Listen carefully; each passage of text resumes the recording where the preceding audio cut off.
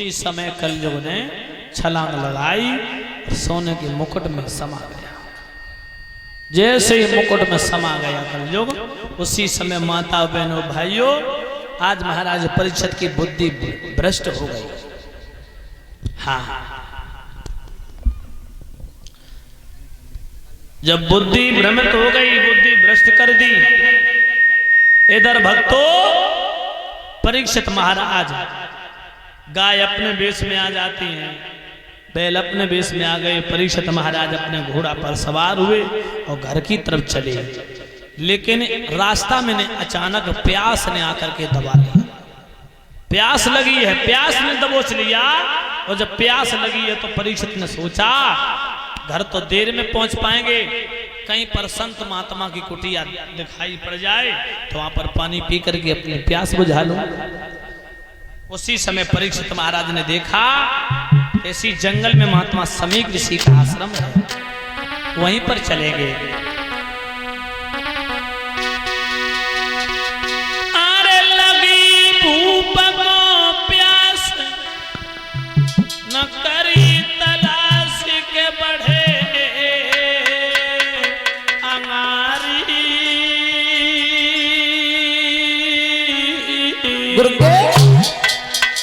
और ऋषि समीक के आश्रम पे तब पहुंच गए तपधारी।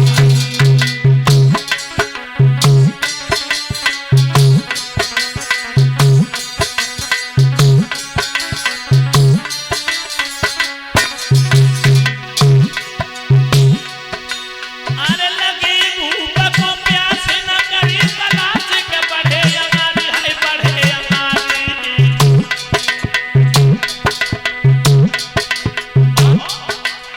ऋषि समीक के आश्रम पे तब पहुंच गए तपधारी। क्या देखा? महात्मा समीक ऋषि पद्मासन लगा करके बैठे हैं भगवान की भक्ति में। जहाँ बैठे देखे संत ध्यान कहवंत, सुनो सरदारी।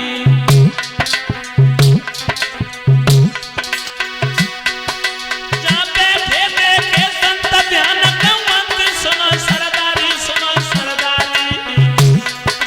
सुनते का संत को भूपन बात विचारी, सुनते का संत को भूपन बात विचारी, बात विचारी, बात विचारी।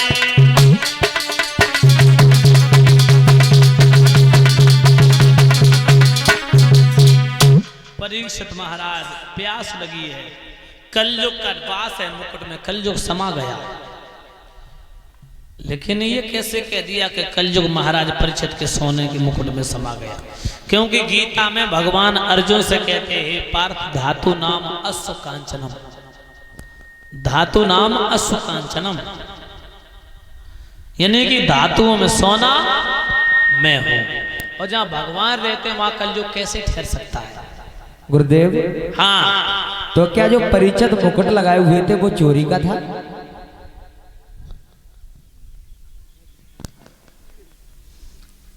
महाराज परीक्षित और माता बहनों, जो चोरी का मुकुट होता है या पाप अत्याचार अधर्म की कमाई का सोना होता है, जो चोरी का सोना होता है, उसमें कलयुग का ही वास होता है।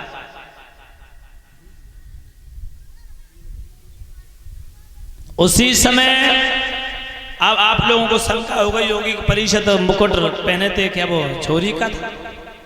तो चोरी का तो नहीं था, लेकिन अधर्म और अन्याय पापी जरासंध का था। जो मगध का राजा जरासंध था, एक बार भीम से युद्ध हुआ तो भीम ने युद्ध में जरासंध का वध किया और मुकुट लेकर के चले आए थे। पहले के राजाओं का नियम था कि अगर किसी को युद्ध में पराजित कर दिया तो भी मुकुट ले आते थे, और वही मुकुट धारण करके परीक्षित जंगल में शिकार खेलने के लिए गए। अगर इनके बाबाओं का होता तो कलयुग नहीं ठहरता, नहीं बैठता।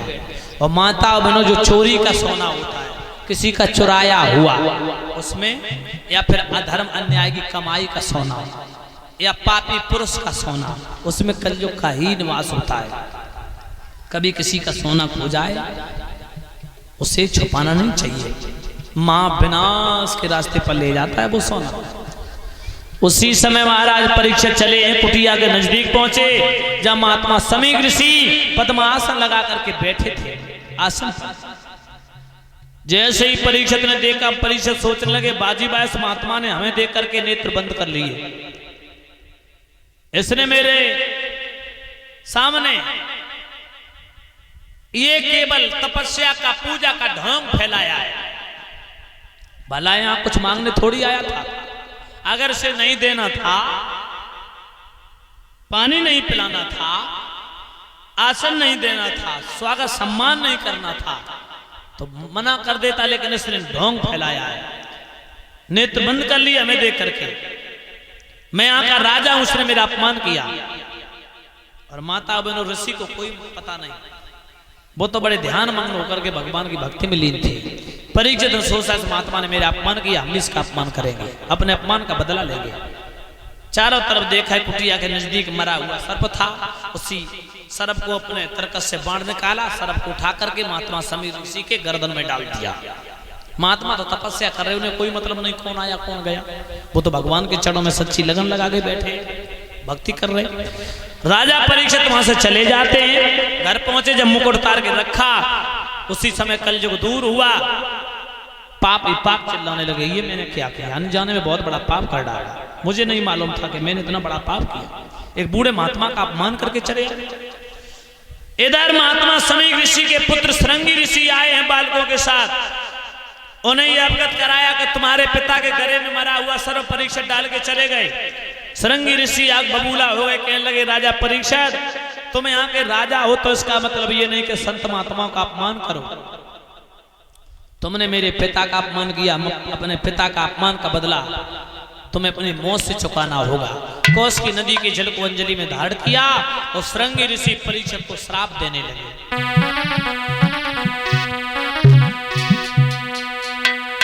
ओ धन के मत वाले राजा, ओ माया मत के दीवाने,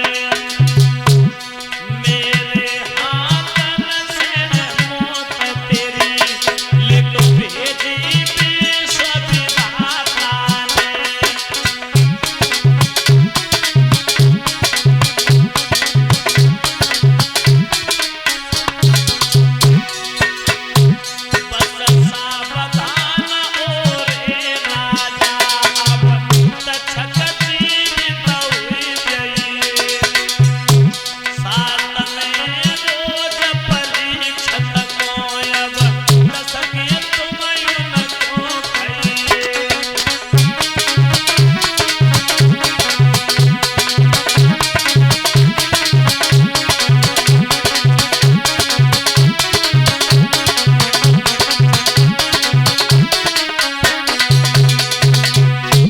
दे दिया, हे परीक्षित, तुमने मेरे पिता के गले में मरा हुआ सर्प डाल के श्राप, आज तुमने मेरे पिता का अपमान करके तुमने मुझे श्राप देने में मजबूर किया।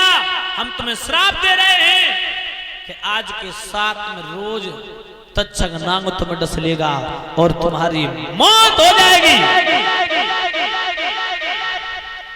जैसे ही श्राप दिया, महात्मा समीक ऋषि की आंखें खुल गई, समाधि टूट गई। बेटा श्रृंगी, तुमने ये क्या किया?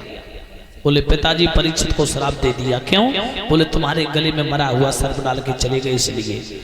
समीक ऋषि कहने लगे बेटा इसमें परीक्षित का कोई कसूर नहीं, कोई दोष नहीं। अरे उनके सर पे जो कलयुग बैठा हुआ था, ये कलयुग के प्रभाव से राजा की बुद्धि भ्रष्ट हो गई थी, इसलिए उन्होंने अनजाने में पाप कर डाला।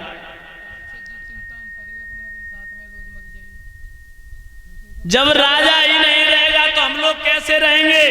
अरे परीक्षित की वजह से हम लोग सुख चैन से रह रहे हैं। माता बहनों भाई बंधु, उसी समय श्रृंगी ऋषि कहने लगे पिताजी मुझे नहीं मालूम था, मैंने तो राजा को श्राप दे दिया और परीक्षित को 7वें दिन तक नांग डस लेगा और उनकी मौत हो जाएगी। उसी समय माता बहनों श्राप मिथ्या नहीं जाएगा। श्रृंगी ऋषि ने कहा पिताजी मुझे माफ करना। बोले राजा तो बड़े धर्मात्मा है, उनसे थोड़ी गलती हुई, ये तो उनके सर पे जो मुकुट में कलयुग बैठा था उसका प्रकोप है। भाइयों आज उसी समय समीक ऋषि ने कहा है जाकर के हे बेटा श्रृंगी परीक्षित को अवगत करा दो कि तुम्हें 7 में रोज तक्षक नाग दस लेगा, तुम्हारी मौत हो जाएगी, तो वो कोई ना कोई उपाय अवश्य खोज निकालेंगे। उसी समय माता